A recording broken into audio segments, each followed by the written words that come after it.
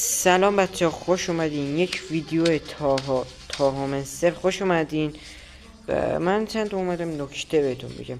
قبلا من 100 تا زم زدم و این چیزا رو گرفتم، اسمش یادم رفته، خلاصه زدم و چند روز گذشت من رفتم 150 تا زم گرفتم. 50 تا هم رفتم بخش زم ها، 50 تا هم رایگان داد به من گفتم چیکار کنم.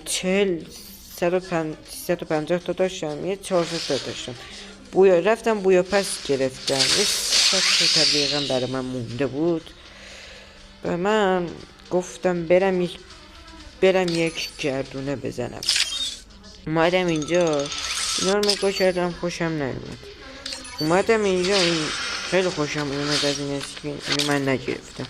خیلی خوشم اومد از این چیزه، لباس و اسلحه.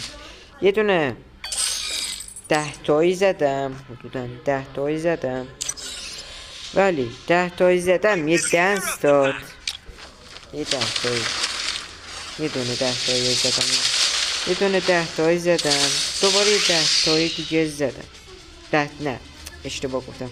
یه دونه یک تایی زدم، من 17 تا گرفت و برگام ریخت. اومدم این اصل اسنایپ چیز رو داد به من، اسنایپ جدید چیز اومد به من داد، یعنی برگام ریخته بود.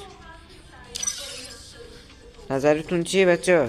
این اکانت میارزه یا نه؟ تو کامنت ها بگیم، بهم لایک و سابسکرایب یادتون نره. خدافظ.